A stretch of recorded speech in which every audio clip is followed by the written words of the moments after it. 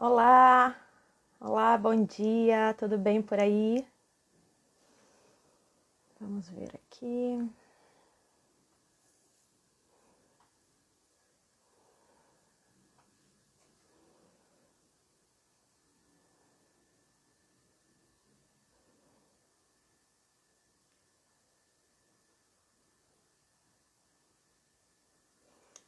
Oi, Lilian, bom dia.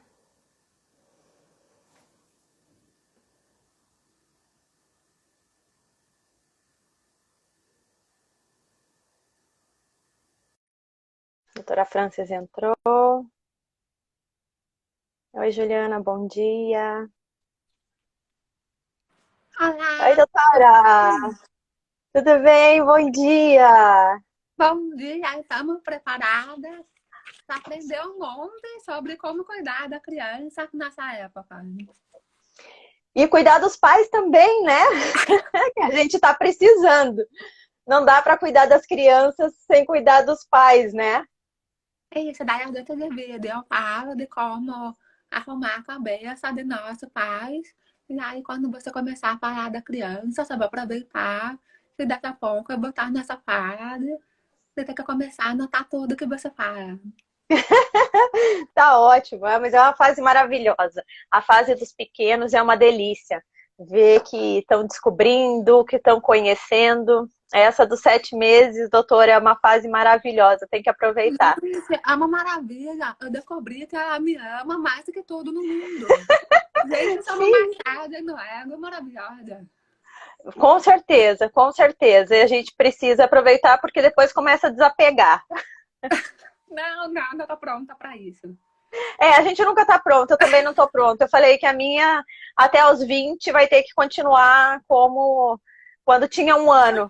Quero colo, senta aqui, dá Tem mão. aqui, junto da mãe, tal 30, tal 40, tal ótimo. Com certeza, com certeza. Então, doutora, muito obrigada por aceitar o convite. Eu fiquei muito feliz, muito honrada, porque admiro demais o seu trabalho, acompanho bastante.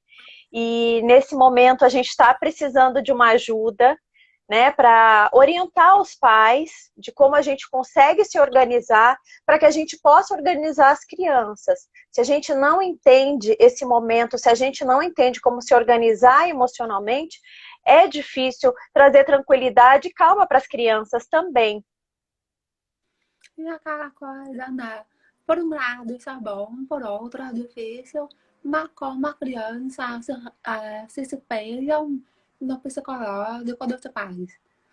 Aquela coisa, Exatamente. tudo que nós temos, tanto de bom, aquilo que nós conseguimos lidar com crises, gerenciar e cresce, passa para eles e é maravilhoso. Agora, também acontece o contrário, aqueles nossos padrões mais difíceis, aqueles pontos mais rígidos nossos, do nosso comportamento, parece que eles se absorvem nesse lado ruim, praticamente por osmose, né? Exatamente, exatamente. E é isso, porque eles realmente eles se orientam pelo nosso comportamento. Por mais que eles não entendam o que está acontecendo, a minha mãe está angustiada, a minha mãe está nervosa, está estressada, deve ter alguma coisa acontecendo, deve ter algum motivo para ela estar assim. Então, a gente também Eu fica, também. opa, alguma coisa de errado, alguma coisa está errada, gente, todo mundo lá, todo mundo esperto, todo mundo na adrenalina, porque alguma coisa errada está acontecendo.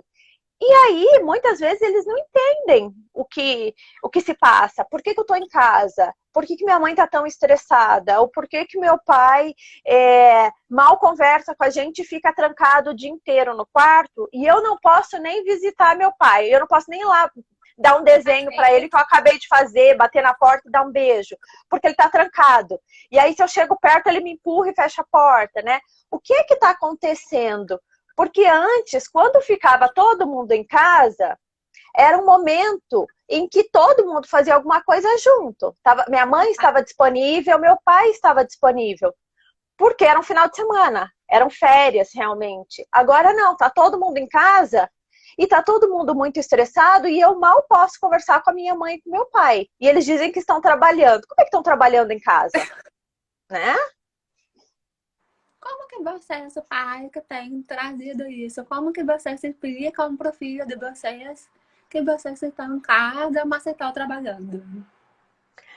Exatamente. Como é que isso tem sido colocado para a criança? Porque também vai depender muito da idade dela, o quanto ela consegue compreender, o quanto ela já tem maturidade para entender o que os pais estão explicando. Porque os pequenos não entendem, mas sentem. Né? Então, esse processo fica muito difícil porque elas não conseguem associar esse sentimento que está acontecendo na família ao que ela está sentindo. E, na maioria das vezes, ela também não sabe explicar para os pais o que ela está sentindo, porque não tem repertório verbal e de conhecimento emocional para dizer: mamãe, estou muito angustiada porque estou vendo que vocês estão trabalhando demais e eu não estou tendo tempo de brincar ou de entender isso tudo que eu estou sentindo. Então, né, fica essa dificuldade de comunicação e aí todo mundo explode. Vai chegar uma hora em que esse estresse vai tomar conta e ninguém sabe o que está acontecendo. Então, tem crianças que conseguem dizer ainda que tá chateado, né? E aí tá chateado por quê? Porque não pode sair? Como é que eles expressam isso? Eu tô chateado, por quê? Porque eu não consigo sair de casa? Porque eu não posso brincar com a minha mãe, com o meu pai? Porque eu queria estar na escola com os meus amigos? Queria brincar no parque? Que a gente sempre ia, agora não pode mais? Exatamente, Gabi. Tá bem difícil ser criança nessa época. A gente diz que pra gente tá difícil, mas você imagine para as crianças. Como é que está sendo lidar com todo o estresse dos pais, com o estresse delas, com a possibilidade de ficar em casa, mas de não poder aproveitar, porque normalmente as crianças comemoravam o sábado e domingo. Oba, agora eu vou ficar em casa, ou é dia de passeio, eu vou ficar com os meus pais. Agora tem a possibilidade de ficar em casa, mas não tem a possibilidade de passear. Não tem a possibilidade de ficar com os pais o tempo todo. E aí talvez caiba nós, pais, nós adultos, como que a gente vai encarar esse momento de crise? Inclusive, para quem sabe, eu acredito que tudo que é crise também é janela de oportunidade. É difícil para nós, mas se nós conseguirmos aprender algo novo nessa época, com certeza nós também poderemos transmitir isso para eles. Com certeza. E aquela coisa, assim, uma coisa que eu falo, tá? Tem algum paciente que fala: meu Deus, doutora, eu tô enlouquecendo nessa época. Uma coisa que eu falo, que eu acho que ajuda a gente a conter um pouco o estresse, a tomar cuidado com aquele pensamento que fala assim: ah, antes estava tudo ótimo. E quando a gente entra no momento de crise, a gente começa a pensar isso: ah, mas antes que estava bom, agora tá difícil. E isso é uma mentira, porque antes estava difícil. Todos nós estávamos num grau de estresse crônico muito grande. A diferença é que agora o estresse crônico virou um estresse agudo. Mudou isso. Mas, com certeza, pelo menos eu acredito nisso, os grandes problemas que têm aparecido na quarentena, problemas pessoais nossos, problemas dentro da família, eles já existiam.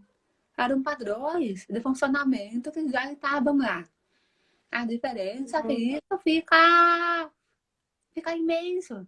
Fica de uma forma que é impossível de ser ignorado. Então, também nós temos isso. Já que é um momento de crise, os nossos padrões de funcionamento habituais, eles se dissolvem um pouco. Eles também dão a possibilidade de fazer algo diferente. Sair da zona de conforto, né, doutora? Porque o que eu entendo é que a nossa vida nunca é um paraíso, mil maravilhas. Quem dera fosse. Quem dera fosse só esse momento de ter que ficar em casa, que tivesse se transformado e que quando tudo voltar ao normal, a vida volte à perfeição. E não é. A gente estabeleceu isso porque a gente está tendo que sair dessa zona de conforto, de dizer, bom, a minha rotina era assim, eu fazia isso, isso, isso, isso. Agora eu vou ter que repensar essa rotina. Opa, Então eu vou ter que refazer a minha vida, a vida do meu filho, a vida da família, de uma outra maneira. Isso gasta energia, né, doutora? Isso gasta uma grande quantidade ali de pensamentos, de trabalho cognitivo, que para o ser humano não é interessante, porque a gente tenta ali manter a homeostase, de estar sempre daquele jeitinho que não gaste tanta energia. E aí isso acho que é até meio fisiológico, né, doutora? Me corrige aí. Mas acredito que tenha um envolvimento também de sair da zona de conforto, tanto das questões de energia quanto das questões emocionais. Porque pior que estivesse, a gente já estava acostumado com aquele ruim. Agora é um ruim diferente. E eu tenho que me adaptar a esse outro ruim. Né? Então, eu preciso mudar a minha maneira de agir, eu preciso mudar a minha maneira de fazer as coisas que eu estou fazendo. E não só para os pais, mas para as crianças.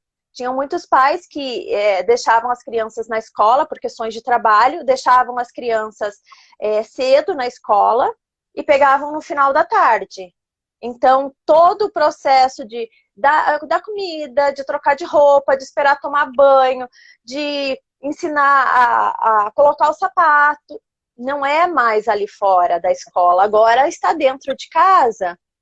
E os pais precisam aprender a como lidar com essa sensação. Né? Quando eu trabalho com os pais e com as crianças, e a gente está fazendo a prática de troca de roupa, em que a criança está aprendendo a fechar um zíper, amarrar os sapatos, os pais estão ali, ai meu Deus, ai, posso ajudar? Posso ajudar um pouquinho? Ai, ele não vai conseguir, ai meu Deus, mas ele está se batendo, deixa eu ajudar, por favor, eu posso colocar um pouquinho? Porque tem essa ansiedade da gente não querer que a criança se esforce demais, ou que ela sofra, ou que ela tenha frustração. E a gente faz por elas.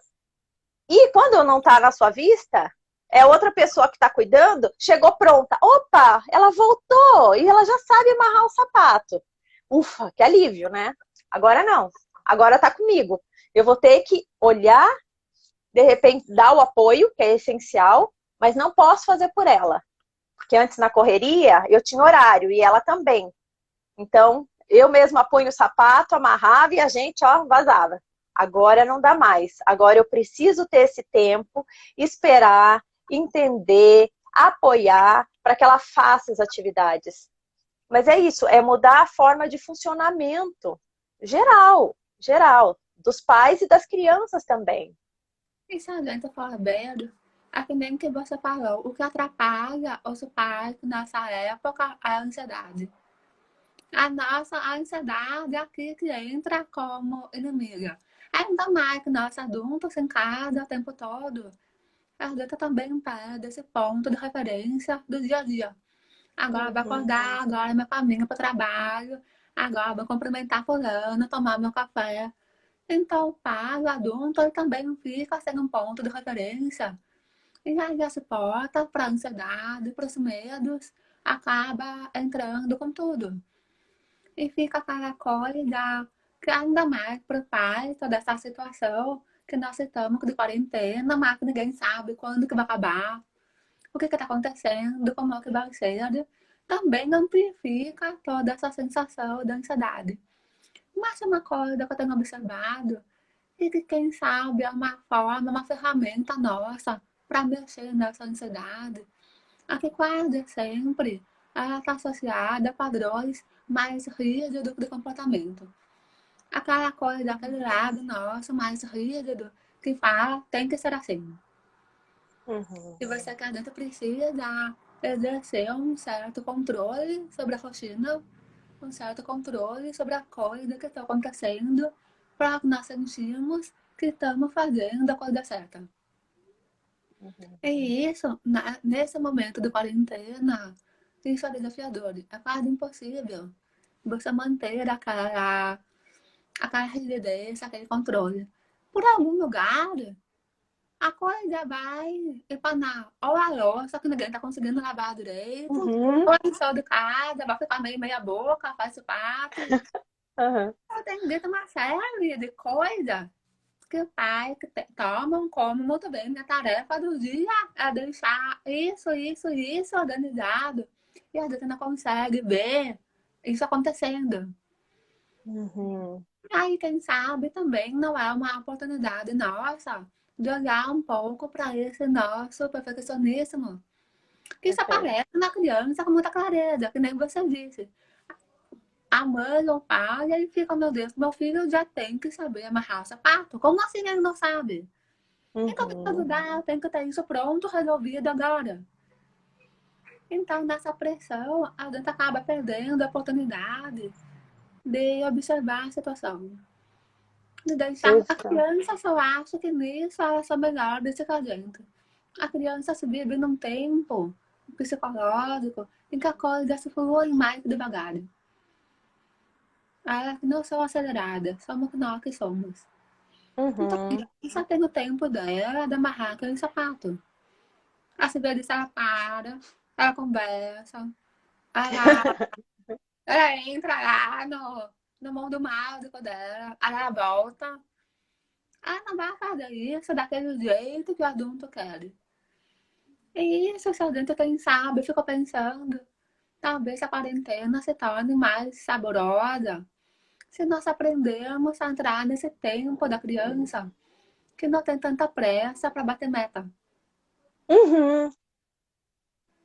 Que a gente tá Perfeito. junto, né? A gente tá, quem trabalha em corporação, mas quem não trabalha também, tudo é meta. A meta é É. o reflexo da nossa forma de lidar com a vida. A gente quer bater meta na vida.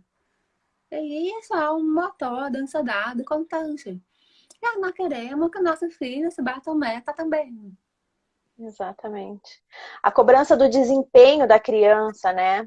E isso é para tudo, é a nota na escola, se a criança já aprendeu a ler e escrever. Precisa, e tem um outro ponto, doutora, que eu tenho observado muito com as famílias, é que o meu filho, além de precisar bater a meta de ler, de escrever, de aprender a tocar um instrumento musical, de poder comer sozinho com garfo e faca, tem que ser antes do tempo.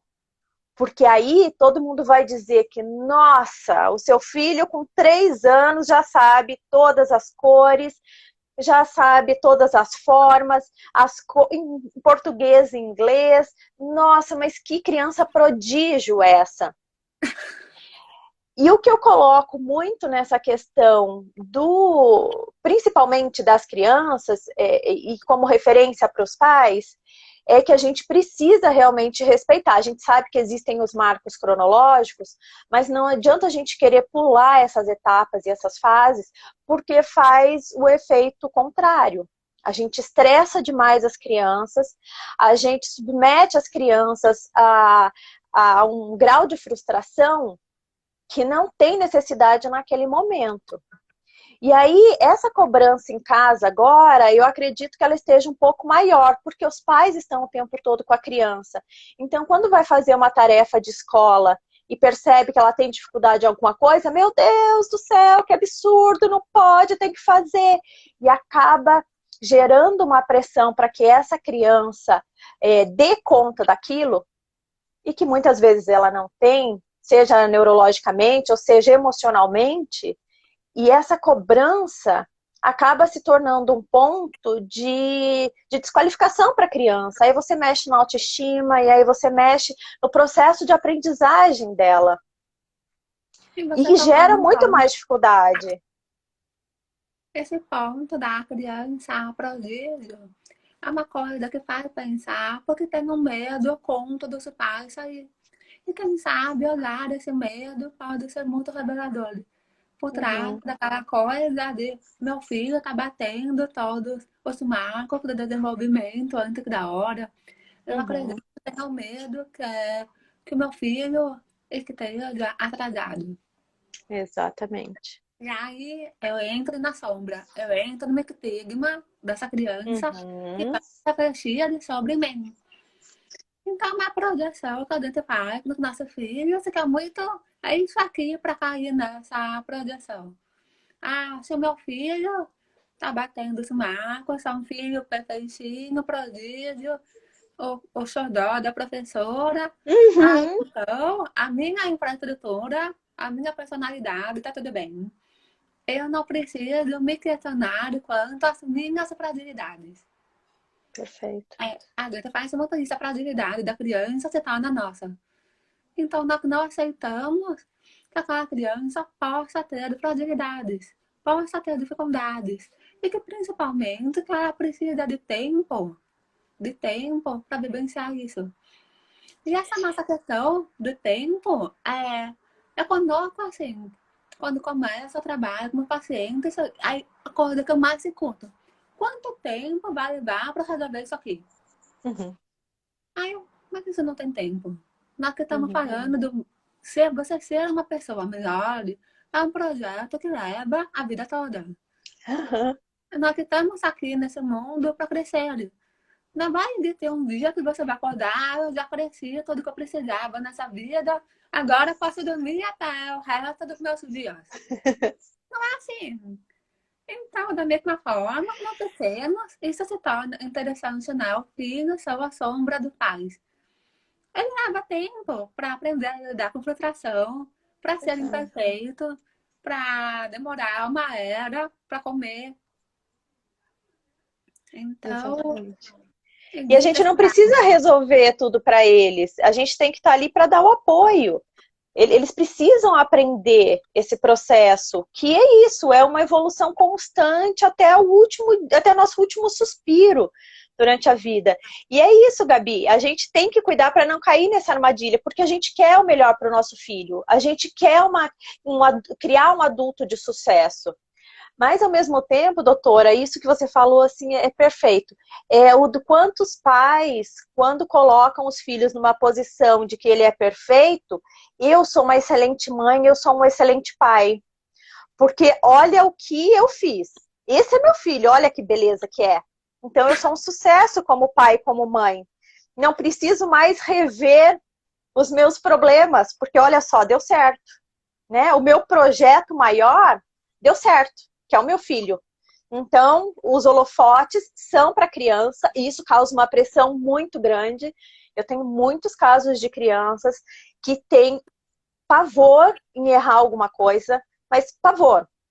Porque foi desenhar o sapato do bonequinho no desenho dele e saiu alguma coisa e aí entra em desespero, entra, sabe, assim, quase surta porque deu errado o que minha mãe vai dizer, olha, minha mãe não vai gostar.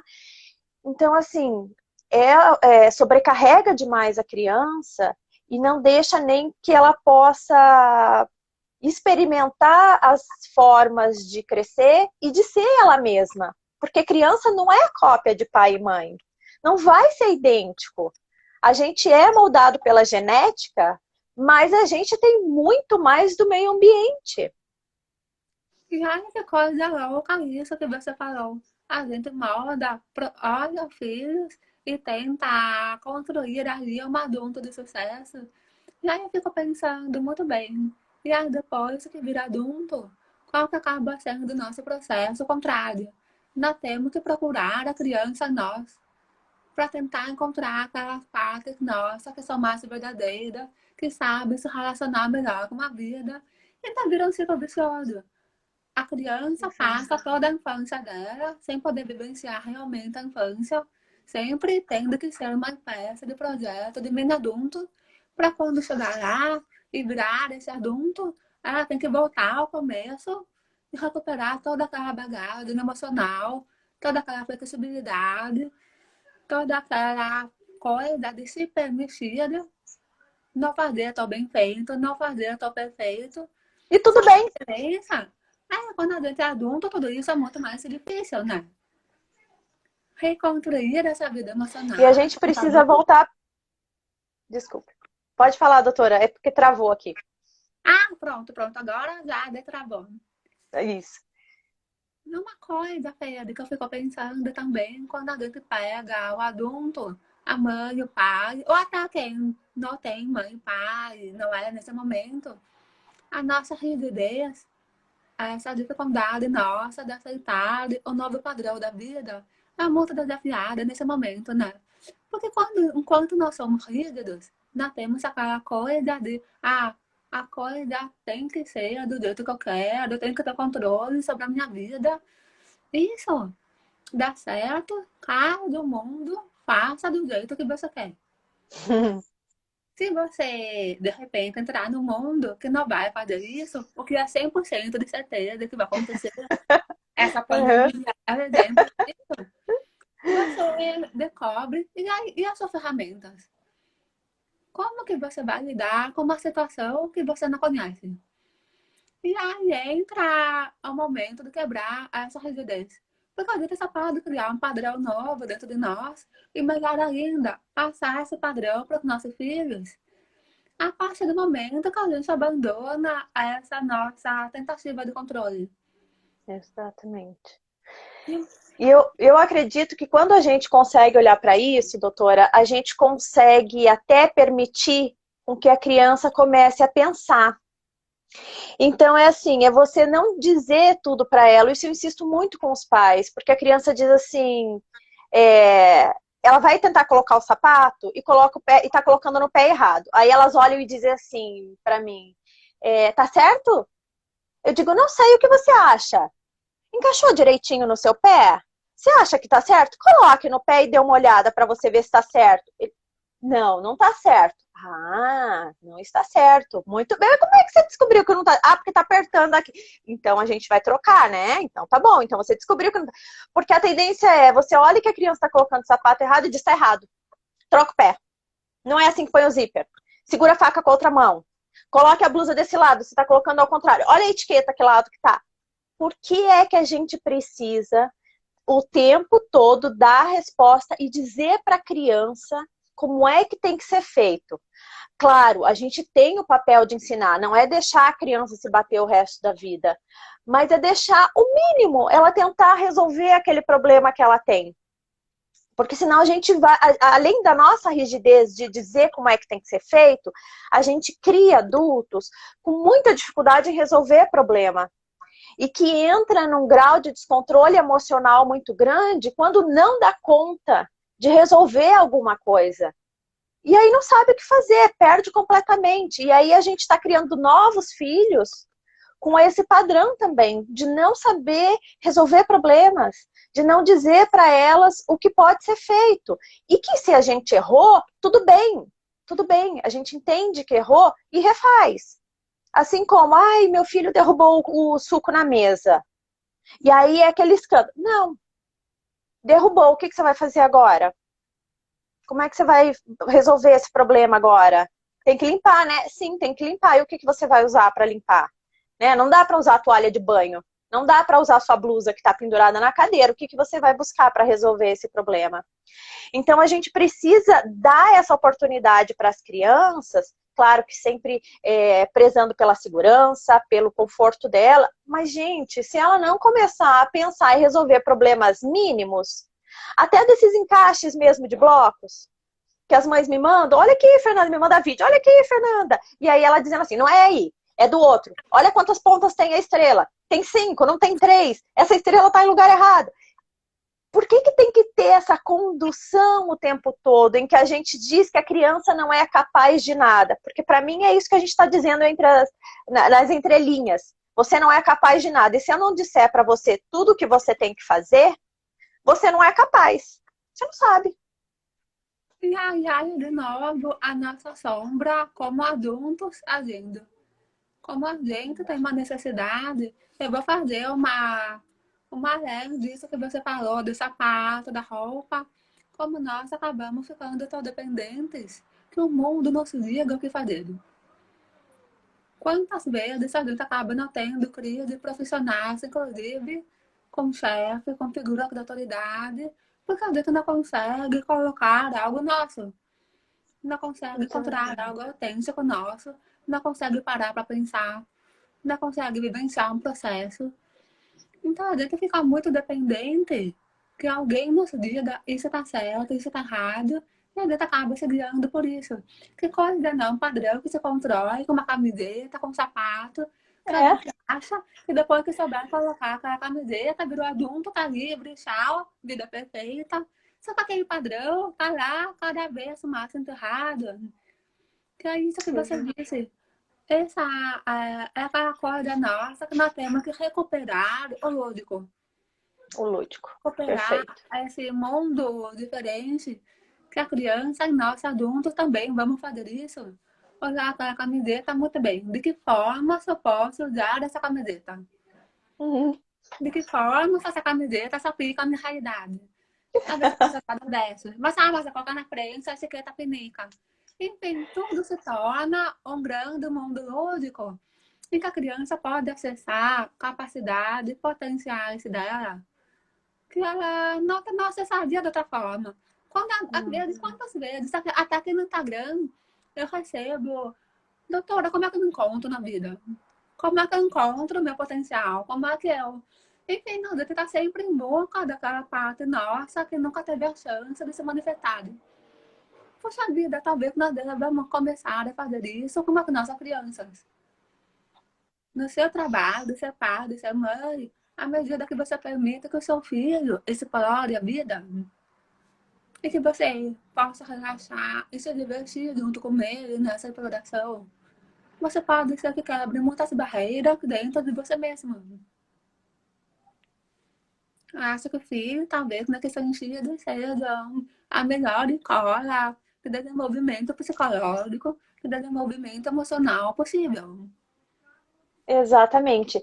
Eu tenho trazido muito isso para os pais, doutora, porque agora nessa quarentena, é, o tempo, até a Gabi colocou aqui que ela descobriu o alto grau de independência da neta nessa quarentena porque tem mais tempo de observar. E é exatamente isso. Só que como os pais estão observando mais e de repente descobre que tem algum ponto que a criança tem um pouco de dificuldade, e isso é inaceitável hoje para os nossos padrões, para o nosso padrão, e acho que para a nossa referência quanto pai e mãe, que não podemos falhar e que o nosso filho tem que ser perfeito. Então, o que a gente faz?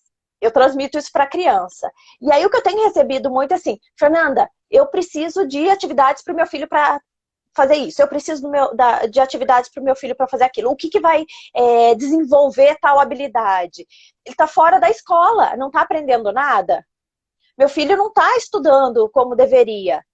E aí, gente, só entrando, fazendo um parênteses aqui para a questão do homeschooling, que está angustiando muito a gente, eu me coloco nesse papel também, porque minha filha tem 7 anos, está ainda no processo de alfabetização, é de que ninguém estava preparado para isso. E eu estava lendo alguma coisa hoje sobre o homeschooling e dizia assim, que o homeschooling realmente, ele é uma metodologia.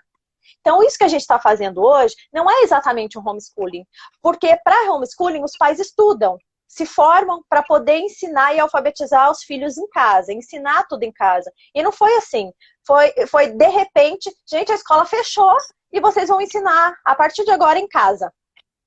E ponto final, não houve preparação dos pais, não houve preparação da escola, os professores se tornaram youtubers, porque tem que ensinar de maneira virtual e ainda tem que ser atrativo para a criança poder conseguir ficar o tempo que necessita na frente do celular. Porque para assistir um filme no YouTube fica, para assistir um desenho fica, mas para ver o professor ensinando, complica.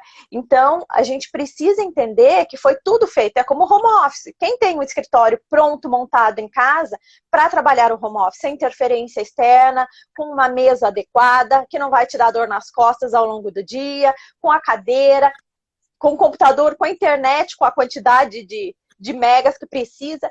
Ninguém virou a chave de um dia para o outro, estava todo mundo tendo que fazer essas atividades em casa.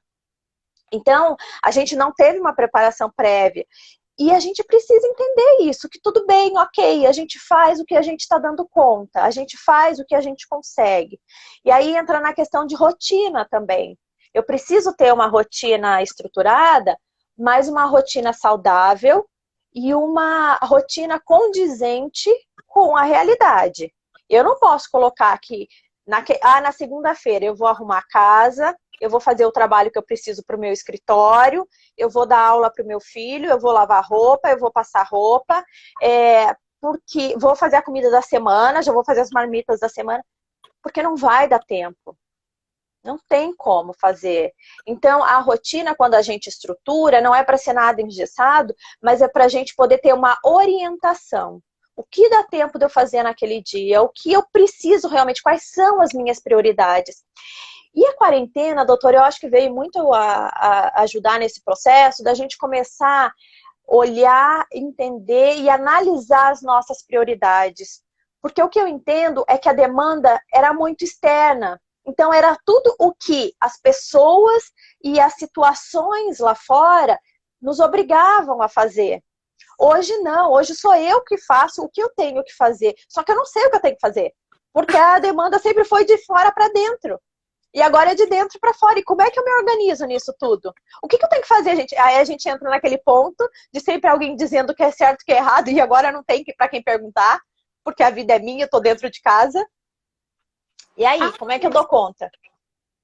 Aí, você na fé como a quarentena, talvez, claro, ninguém esperava por isso, ninguém quer que isso aconteça, mas a quarentena não deixa de ser uma oportunidade única em termos internos. Porque pela primeira vez, numa cultura que é tão externa, em que todos nós estamos tão expostos a cobranças, nós que estamos tendo que olhar os nossos recursos internos.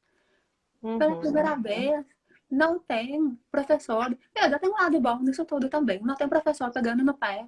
Não tem um grupo de mães falando, eu fiz isso, aquilo, eu fiz não sei mais o que. Não tem a avó pra ficar falando que você dá comida do jeito errado. Tem um lado, vamos colocar assim, de nós que nós temos essa observação constante que permite que a gente possa olhar o que nós temos de padrão, o que nós temos de rotina, de estilo de vida, de uma forma honesta, de uma forma verdadeira como a gente. Como que você disse, essa questão de estudar em casa?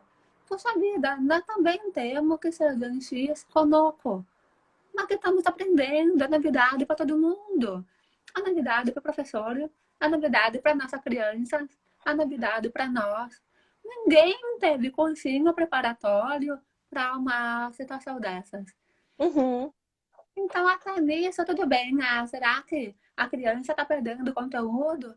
Puxa vida, eu acho que isso nesse momento é de menos. Porque ela está aprendendo a mudar comportamentos, a se adaptar, a ser flexível, a se tornar resiliente. Nós também, nós que estamos fazendo uma construção de habilidades emocionais de sobreviver a esse período, eu acho que nós já estamos muito mais fortalecidos do que estávamos há alguns meses atrás. Então, se a gente pode crescer, de aprender a ter essa gentileza conosco, de saber Com que certeza. meu filho vai tentar se adaptar a esse modelo de tudo, da forma que ele puder. Ele se adaptou a conseguir fazer isso aqui, que bom que deu para fazer esse Chico. Quem sabe já tem Exatamente. que a gente faz dois com Chico, que bom. Uhum. Exatamente. E o brincar, o que a gente não pode abrir mão de maneira nenhuma é do brincar da criança. O quanto a gente precisa entender a importância disso, não é supérfluo. Ah, eu vou dar prioridade para o estudo em casa para fazer todas as tarefas do meu filho. Gente, deixa brincar. Tá aprendendo, tá descobrindo, tá se descobrindo, tá descobrindo o mundo, tá entendendo quem ele é naquele momento. Ele tá lidando com as angústias também durante o brincar. Tem uma mãe que me procurou dizendo que o filho, na segunda semana ali de quarentena, ele só queria brincar de martelar as coisas, que andava com martelo pela casa, batendo em tudo. Bom, tá dando um sinal. Tá dizendo o que está acontecendo com ele também. E foi o que a gente falou no começo, não sabe explicar em palavras, mas está mostrando com o comportamento, com as sensações, ele está mostrando com as habilidades motoras dele ali que ele está cansado, que ele está irritado, que ele está nervoso e sai martelando a casa inteira. E a gente precisa ter atenção a esses comportamentos da criança e permitir com que ela extravase tudo que ela está sentindo. E a única linguagem que a criança sabe que ela deve utilizar é a brincadeira, é o brincar. Em muitos momentos, eu oriento os pais para dizer que com a rotina desestruturada, a gente não permite a criança a prever o que vai acontecer. E isso já gera um grau de estresse muito grande, uma ansiedade muito grande. Porque eu tô pintando e aí minha mãe fala, vai pro banho agora. Aí eu vou pro banho, aí eu tô saindo, vai jantar agora que a comida tá na mesa. E assim, não deu tempo de eu me preparar. Cada atividade que eu tô acabando é um susto. Faça tal coisa, faça tal coisa. E aquele susto atrás da outra. Então, a gente não entende que essa criança precisa também conseguir prever o que vai acontecer, se preparar para essa troca de atividades. E que a gente pode fazer de maneira lúdica também. E eu uso na minha casa com a minha filha, sempre usei, e oriento muitos pais a isso. Monta uma rotina estruturada, dependendo da idade da criança, se ela for pequena, coloque lá com figurinhas para ela entender o que ela vai fazer ao longo do dia. Aproveita o café da manhã, que hoje a gente tem possibilidade de se reunir, explica para ela o que a gente vai fazer, o que vai acontecer. Mostra as figuras, mostra os desenhos, e a gente vai seguindo. 5 minutos antes do banho, você avisa a criança, olha, assim que você acabar de pintar esse desenho, a gente vai tomar banho, certo? Então vai se organizando, finaliza, para a gente poder ir para o banho. Ah, mas eu não quero ir para o banho. Ah, então vamos ver quem chega primeiro no banho. Vamos apostar uma corrida. Quero ver quem chega primeiro. E aí, corrida. Ou então, quais são os amigos que você vai levar para o banho hoje? Pega a boneca, pega o urso, pega um livro. O que você vai levar para o banho?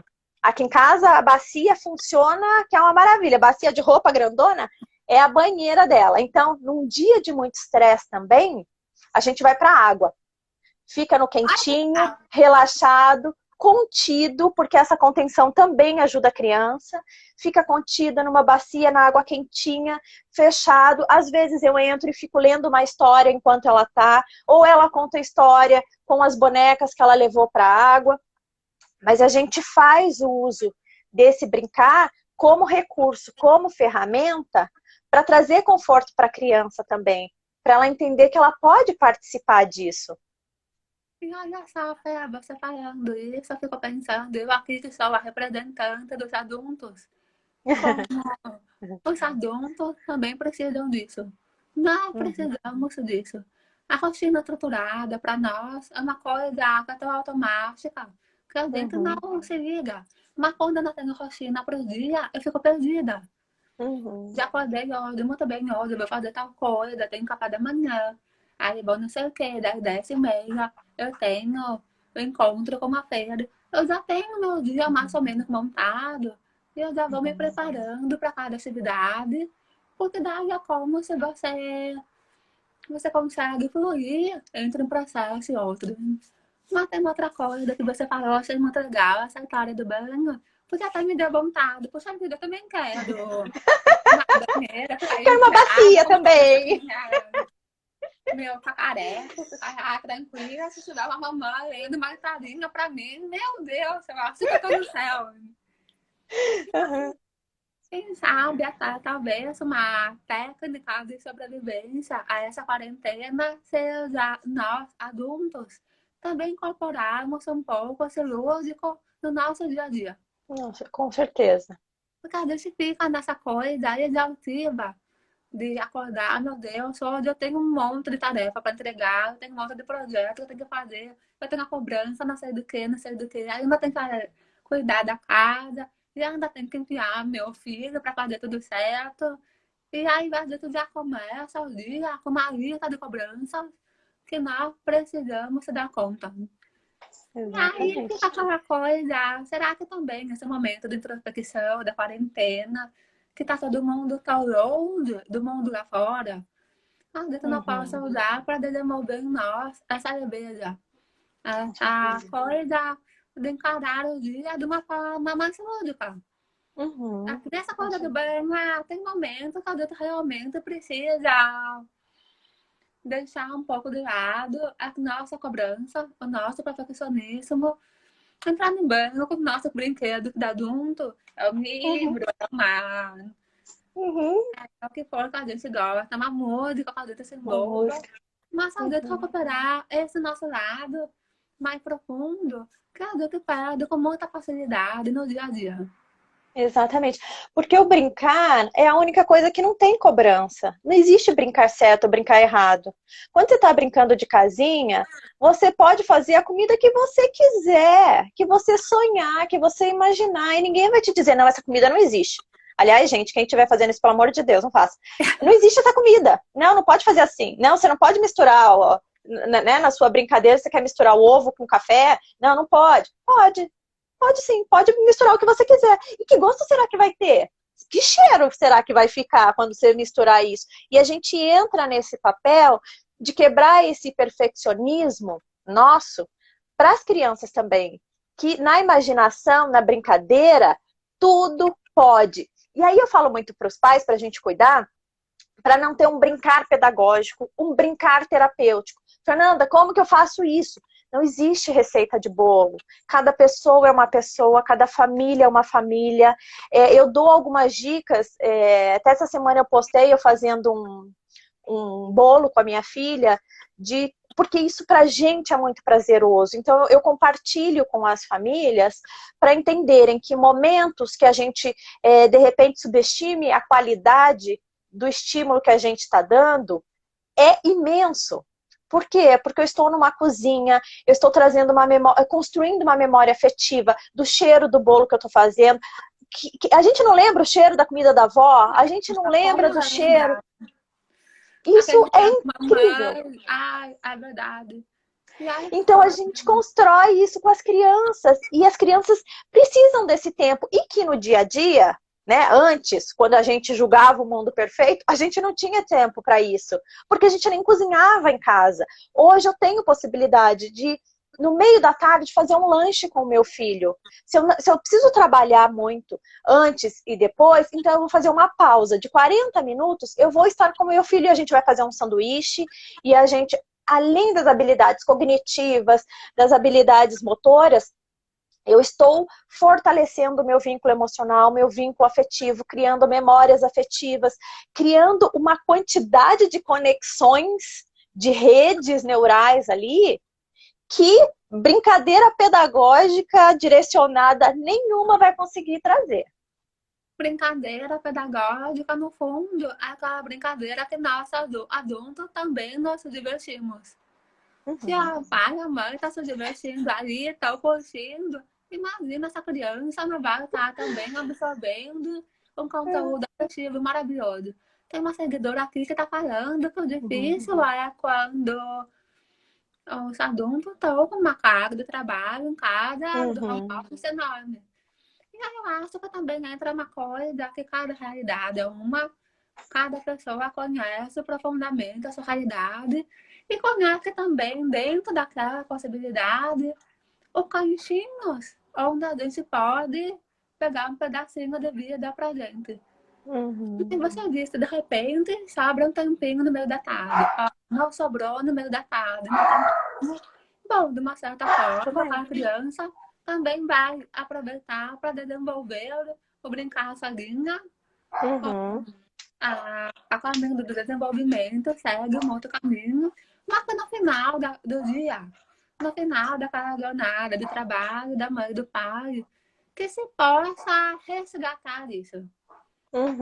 Não só por eles, não que seja uma obrigação, um compromisso a mais no dia que só aumenta a nossa sensação de sobrecarga. Mas que seja esse momento, que seja um prazeroso, que seja um lúdico, fazer um bolo, fazer uma coisa gostosa. Retomar a prática, você também ficou pensando da família, que nesse momento até aparece muito mais. Por exemplo, a família tem o hábito de, no jantar, de agradecer de alguma coisa. Só pequena coisa que, poxa, é um momento novo de vida. Você pode ter a oportunidade de colocar novos padrões que você sempre quis colocar na sua família e nunca deu tempo.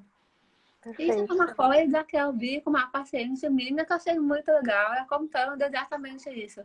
Agora na quarentena, ela começou com o meu filho, um hábito lá. Vamos todo mundo sentar para jantar. Cada um vai contar uma coisa que aconteceu no dia e vai falar uma coisa boa. Vai ser grata por alguma coisa que surgiu. E a gente sabe até neurologicamente, né? A gratidão, ela faz um bem danado. Ela faz um bem danado. Parece simples, parece clichê. Mas se temos de maneira de estresse, é uma das melhores coisas que tem. E aí essa moça me contando isso, eu achei um barato.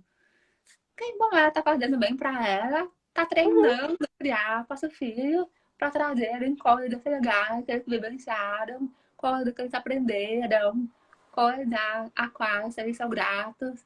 Poxa, que bom que tem tecnologia para poder estudar em casa, não precisar ficar sozinho. Que bom que dá para ligar por vídeo para a avó. Uhum. Ai, que tipo de coisa. Então, poxa vida, É. com certeza a gente tem um aprendizado aí maravilhoso. Com certeza. Eu acho que a gente pode ir finalizando, doutora, que vai dar 1 hora e aí o Insta derruba a gente. Eu acredito que de todo esse momento que a gente está vivendo, manter o otimismo, manter um olhar para dentro realmente, que é o que a quarentena está nos obrigando a fazer. Vamos fazer então, né? Já que eu tenho que fazer, que faça com qualidade. Isso mesmo, vamos entrar de cabeça. E, gente, a gente agradece, eu te agradeço muito o convite, foi um prazer, foi muito gostoso. Eu agradeço também os seguidores maravilhosos que mandaram um monte de coisa fofa pra gente. Aqui na leitura, olha, eu já aprendi várias dicas. Eu já estou Que bom, eu acho entrando que eu nem por em tenho. prática. Ah, tenho.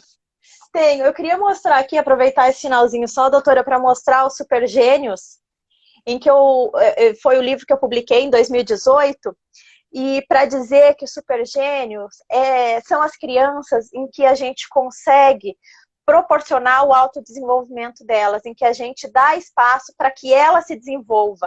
Não é para ser melhor que ninguém, não é para se destacar logo na primeira série porque aprendeu a ler mais cedo, mas oferecer a oportunidade para que ela desenvolva o próprio potencial dela, com muito amor, com muito afeto, com muito respeito, com muita gentileza, para que a gente tenha esse olhar de adulto com a criança, respeitando muito o tempo, a individualidade dela, né? E com muito amor e carinho, que é o que realmente faz a mágica do desenvolvimento acontecer.